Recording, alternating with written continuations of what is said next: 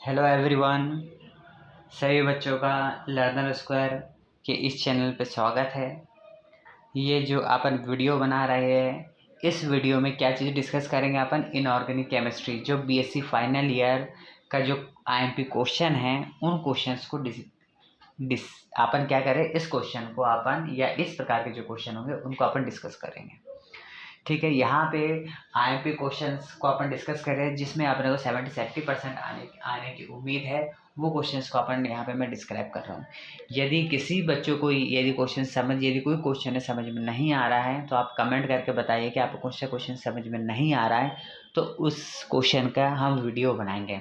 भले शॉर्ट में वीडियो बनाए, 5 मिनट 10 मिनट के अंतर में ही वो वीडियो ख़त्म कर देंगे, ताकि आपको क्वेश्चन ईजिली समझ में आ सके।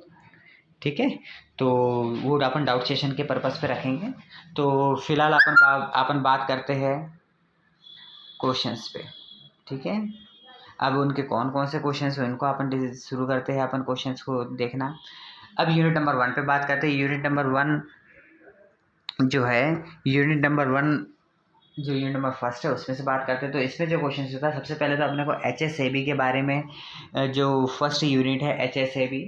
ठीक है, HSAB में कठोर अम्ल व मृदा कठोर एवं मृदु अम्ल क्षार अवधारणा से आप क्या समझते हैं, मतलब हार्ड सॉफ्ट एसिड बेस का जो कॉन्सेप्ट होता है उस पर अपन बात कर रहे हैं। सेकंड वाला जो है वो पियर्सन कॉन्सेप्ट है। पियर्सन सिद्धांत या पियर्सन नियम से आप क्या समझते हैं, इस नियम की उपयोगिता बताइए। ये क्वेश्चन लॉन्ग में आने वाला क्वेश्चन है। लॉन्ग में आने वाला मतलब कि ये 5 जो आपका मैक्सिमम मार्क का होता है, आपको पता है, एक शॉर्ट में आता है, एक लॉन्ग में आता है और ऑब्जेक्टिव आता है। तो इसमें जो लॉन्ग क्वेश्चन में है वो, उसमें ये सबसे ज़्यादा बार पूछा गया क्वेश्चन है ये पियर्सन लॉ। ठीक है, यदि ये पियर्सन नाम नहीं आता है तो वो क्वेश्चन आ जाएगा हार्ड कठोर मृदु अम्ल क्षारक अवधारणा, या इससे रिलेटेड जो नियम है उसको एक्सप्लेन करिए, और कम से कम आपको 2 एग्जाम्पल लिखना ज़रूरी है। ठीक है, आगे बढ़ते हैं अपन नेक्स्ट क्वेश्चन की तरफ। तो नेक्स्ट क्वेश्चन अपन जो देखते हैं वो ये है कि भाई इसमें अपने को क्या है कि इसके लिमिटेशन कहते हैं। लिमिटेशन क्या होती है HSAB की लिमिटेशन के बारे में आपको ज़रूर लिखना होगा इसमें। ठीक है, कठोर मृदु अम्ल क्षार अवधारणा या जो धारणा होती है उसकी लिमिटेशन आपको लिखना है। इसके बाद कठोर तथा मृदु अम्ल का सैद्धांतिक आधार क्या होता है वो अपने को इसमें पढ़ना पड़ेगा। इसके बाद जो है नेक्स्ट है वो क्वेश्चन ये है कि भाई कठोर एवं मृदु अम्ल का ड्रैगो वैलेटरी सिद्धांत जो है उसको एक्सप्लेन करना पड़ेगा, इसका इलेक्ट्रॉनिक सिद्धांत करना पड़ेगा। ठीक है, ये चैप्टर नंबर फर्स्ट है। चैप्टर नंबर मतलब सेक्शन जो बी है वो यहाँ से शुरू होता है, सिलिकॉन क्या होता है ये लिखना है अपने को। सिलिकॉन क्या होते हैं, सिलिकॉन्स के बारे में सिलिकॉन एक मेटल होती है, लेकिन सिलिकॉन्स की बात कर रहा है तो ये सिलिकॉन्स अलग होता है ना। नोट करने वाली बात है, आप अलग से सिलिकॉन से अपने मतलब, क्योंकि एलिमेंट नंबर 14 जो रहता है वो आप उसका एक्सप्लेन कर रहे हैं, वो नहीं है, ये अलग टाइप का एक कंपाउंड होता है, उसको आपको एक्सप्लेन करना है। इसके बाद जो है फॉस्फो नाइट्राइड या फॉस्जीन क्या होता है, इसका सामान्य सूत्र के साथ थोड़ा अपने को इसको थ्योरी लिखनी पड़ेगी साथ में। इसके बाद ट्रीफॉस्फोजीन्स की बात करते हैं, तो ट्रीफॉस्फोजीन्स का स्ट्रक्चर के बारे में हमें बताना पड़ेगा। इनऑर्गेनिक रबर क्या होती है उसके बारे में शॉर्ट नोट लिखना पड़ेगा। सिलिकॉन्स के फॉर्मेशन के बारे में बताना पड़ेगा, सिलिकॉन्स का फॉर्मेशन कैसे होता है उसके बारे में हमें एक्सप्लेन करना होगा। ठीक है, सिलिकॉन्स का फॉर्मेशन, सिलिकॉन की जो मल्टीपल स्टेप्स होती है उनके बनाने की विधि का वर्णन करना पड़ेगा। गुणों के आधार पर सिलिकॉन्स का क्लासिफिकेशन करिए। ओके, आगे बढ़ते हैं ट्रीफॉस्फोजीन्स। ट्रीफॉस्फोजीन्स क्या होता है इसके बारे में भी बताना होगा। इसके बाद ये जो है आपको 2 चैप्टर है, 2 चैप्टर में से अपने कौन सा करना पड़ेगा। यदि ए और बी आप कर रहे हैं तो दोनों स्ट्रॉन्ग करिए। यदि आपके पास किसी वजह से टाइम नहीं हो पाता है तो आप किसी एक पार्ट को स्ट्रांगली कर सकते हैं, तो आपका काम चल जाएगा। यदि फिर भी आपने जो याद करा वो नहीं आया तो आपके हो सकता है ये हाथ से चले जाए, इसीलिए मैं प्रेफर करूँगा कि आप दोनों पार्ट जरूर करें। आगे बढ़ते हैं यूनिट नंबर 2 से। यूनिट नंबर 2 में अपन बात करें संयोजकता बंध सिद्धांत की, अपने को यहाँ पे लिमिटेशन लिखनी होगी। है ना, वीबीटी की यहाँ पे लिमिटेशन देनी होती है। इसके बाद जो नेक्स्ट क्वेश्चन है वो है क्रिस्टल क्षेत्र सिद्धांत के आधार पर अष्टफलकीय संकुल चतुष्फलकीय संकुल के डी कक्षकों के विपाटन या विस्फुटन को समझाइए। इंग्लिश में क्या बोलते हैं, अकॉर्डिंग टू CFT, अपने को यहाँ पे जो CFT की थ्योरी के बेसिस पे ऑक्टाहाइड्रल और टेट्राहाइड्रल में जो डी ऑर्बिटल होते हैं उसमें स्प्लिटिंग कैसे होती है वो बताना पड़ेगा। ठीक है, ये विपाटन वर्ड के लिए जो विपाटन जो वर्ड आ रहा है, विपाटन वर्ड को अपन कहते हैं स्प्लिटिंग। ओके, ये वर्ड आपको रिमाइंडर दिखना है, स्प्लिटिंग के बारे में हमें बताना होगा। इसके बाद क्रिस्टल क्षेत्र मापकों को प्रभावित करने वाले कारकों का वर्णन कीजिए। क्या, क्रिस्टल क्षेत्र मापकों को प्रभावित करने वाले कारकों का वर्णन करना होगा। इसके मतलब फैक्टर अफेक्टिंग ऑफ क्रिस्टल क्षेत्र मेजरमेंट, ठीक है, उसको एक्सप्लेन करना पड़ेगा। इसके बाद क्या है, ऊष्मागतिकी, या इसके बाद जो है नेक्स्ट क्वेश्चन जो है वो इसमें धातु संकुलों में क्या वो है, धातु संकुलों की ऊष्मागतिकी अवधारणा के बारे में बताना पड़ेगा। ठीक है, क्या, धातु संकुलों की ऊष्मागतिकी अवधारणा की व्याख्या करनी होगी। इसके बाद वर्गाकार समतलीय संकुल के नाभिक स्नेही प्रतिस्थापन की क्रियाविधि को एक्सप्लेन करना पड़ेगा।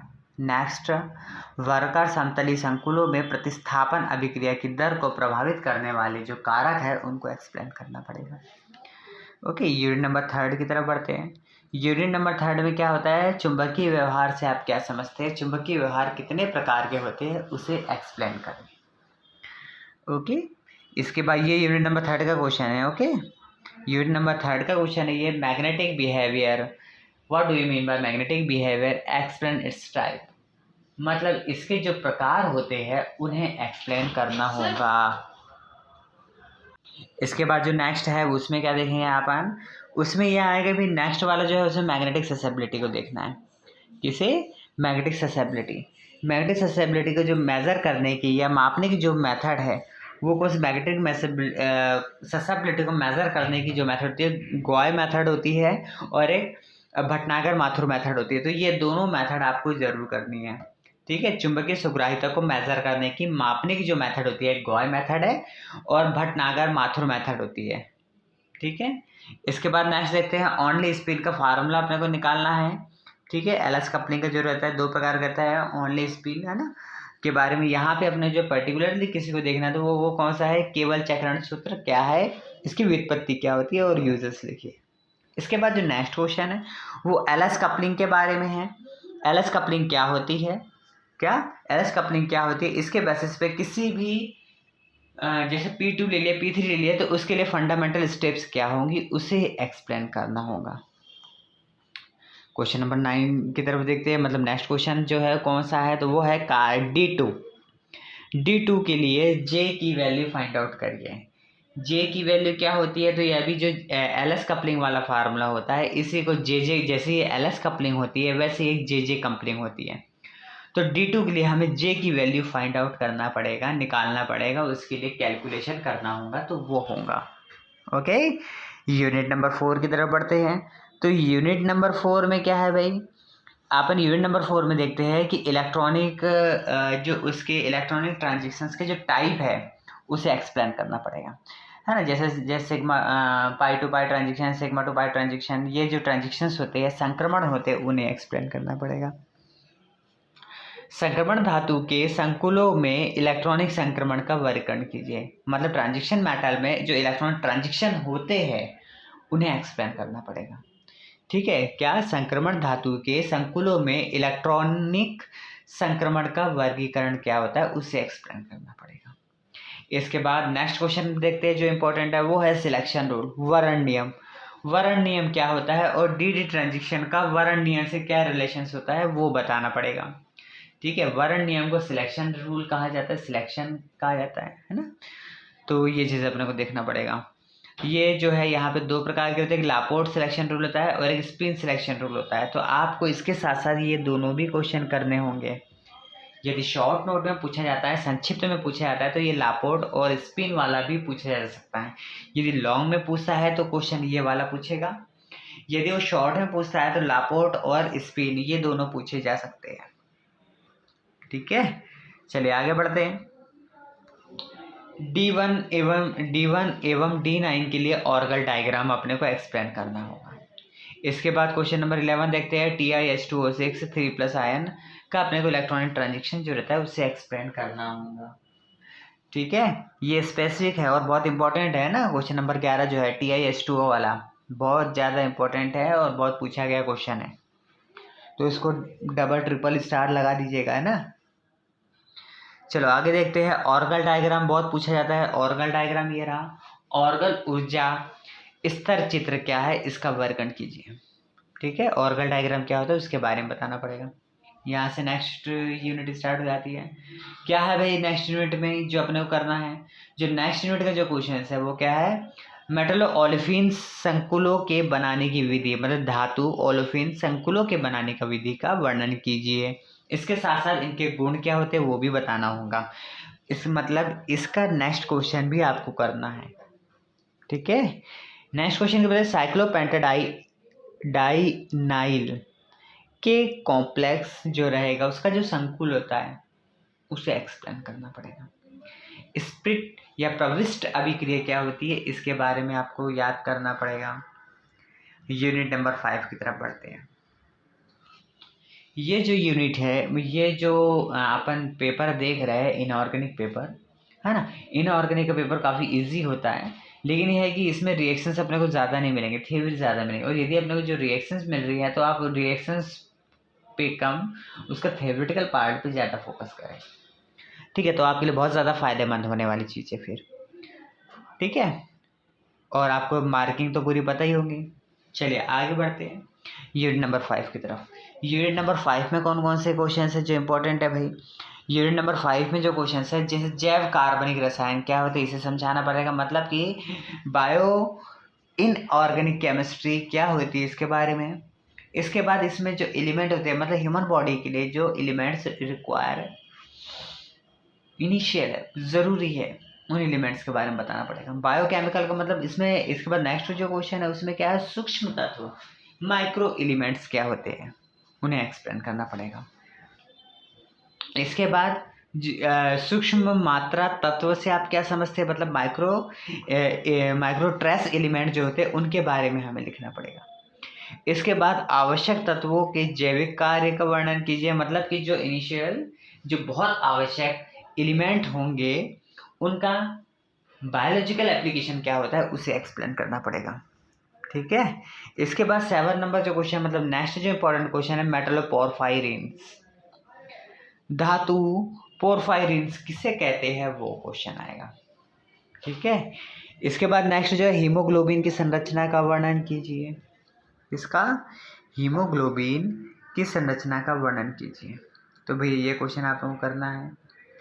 नेक्स्ट क्वेश्चन देखते हैं। हीमोग्लोबिन द्वारा CO2 के ट्रांसपरेशन, हीमोग्लोबिन का CO2 में जो हीमोग्लोबिन में जो CO2 के अंदर क्या ट्रांसपरेशन होता है उस संरचना या उस रिएक्शन को पूरा समझाना पड़ेगा। क्वेश्चन नंबर नेक्स्ट बढ़ते हैं। मायोग्लोबिन पे शॉर्ट नोट लिखना पड़ेगा।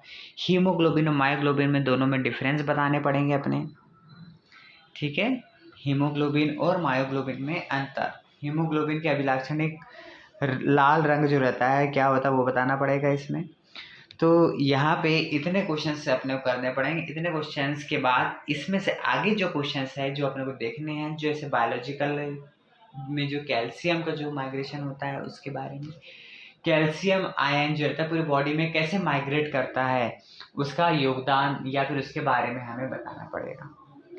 क्या कैल्शियम आयन के जैविकीय योगदान क्या है उसे समझाना पड़ेगा। नाइट्रोजन फिक्सेशन, नेक्स्ट क्वेश्चन जो है वो नाइट्रोजन फिक्सेशन, नाइट्रोजिनेज एंजाइम द्वारा नाइट्रोजन स्थिरीकरण को समझाइए। नेक्स्ट क्वेश्चन जो है वो कैल्शियम पंप के बारे में बताना पड़ेगा। कैल्शियम पंप क्या रहता है उसका एक्सप्लेनेशन करना पड़ेगा। ठीक है, नेक्स्ट देखते हैं अपन हीमोग्लोबिन क्या होता है तथा मायोग्लोबिन में ऑक्सीजन ट्रांसपिरेशन के बारे में हमें बताना पड़ेगा। ठीक है, नेक्स्ट देखते हैं हम, मतलब जैविक प्रक्रिया में धातु आयनों की भूमिका। जैविक प्रक्रिया में धातु आयन की भूमिका के बारे में बताना पड़ेगा। सोडियम पोटेशियम पंप का बायोलॉजिकल एप्लीकेशन, यह बायोलॉजिकल क्या उसमें योगदान रहता है उसके बारे में बताना पड़ेगा। सोडियम पोटेशियम पंप क्या है उसके बारे में बताना पड़ेगा। ठीक है, क्या ये वाले बारे में, मतलब कि सोडियम पंप क्या होता है इसके बारे में बताना पड़ेगा। इसके बाद ऑक्सीजन ग्राही प्रोटॉन्स, साइटोक्रोम क्या होता है इसके बारे में थ्योरी बताने पड़ेंगे। इसका फेरेडॉक्सिन क्या होता है उसके बारे में बताना पड़ेगा। इस प्रकार से ये जो यूनिट है, यूनिट नंबर 5 के जो इतने क्वेश्चन है बहुत इंपॉर्टेंट है, ज़रूर से ज़रूर पढ़ें। ठीक है, कोशिश करना कि जितने ज़्यादा हो सके आपसे याद उतना करिए। जब आप या फिर आपको इस सब्जेक्ट में इंटरेस्ट नहीं आया तो केमिस्ट्री का दूसरा पेपर पढ़ना शुरू कर दें, है ना। जैसे कोई क्वेश्चन याद नहीं हो रहा है तो दूसरे क्वेश्चंस करने की, दूसरे क्वेश्चन से मतलब ये कि दूसरे प्रकार के, मतलब कि दूसरे टाइप के, जैसे कोई रिएक्शंस पढ़ के बोर हो गया तो थ्योरी क्वेश्चन पढ़ने की कोशिश करो, जरूर याद होगा, है ना। इसमें या इस चैप्टर या इनऑर्गेनिक का जो वीडियो अपन ने ये वाला बना रहे हैं, इसमें यदि कोई क्वेश्चन आपको स्पेसिफिक यदि याद नहीं हो रहा है, कोई प्रॉब्लम आ रही है, तो वो क्वेश्चन लिख के हमें भेजिए या फिर कमेंट करके बताइए, तो हम उस क्वेश्चंस का वीडियो बना के आपको बिल्कुल एक्सप्लेन करेंगे। ठीक है, आपके रिक्वायरमेंट के अकॉर्डिंग बिल्कुल हम एक वीडियो, शॉर्ट वीडियो बना देंगे। शॉर्ट वीडियो से मतलब ये है कि 5 मिनट का या उससे जितना आप क्वेश्चन जो पूछेंगे उसका वीडियो का आंसर बना के हम उसे वीडियो डाल देंगे। ठीक है, तो आपको यदि किसी कोई प्रॉब्लम हो तो बिल्कुल कमेंट करके बताइए। चैनल, यदि आप इस चैनल में नए हैं तो लाइक, सब्सक्राइब और कमेंट करिए, ताकि हमें आप लोग क्या सोचते हैं उसके बारे में पता चल सके। ठीक है, सभी बच्चों को best of luck. Thank you.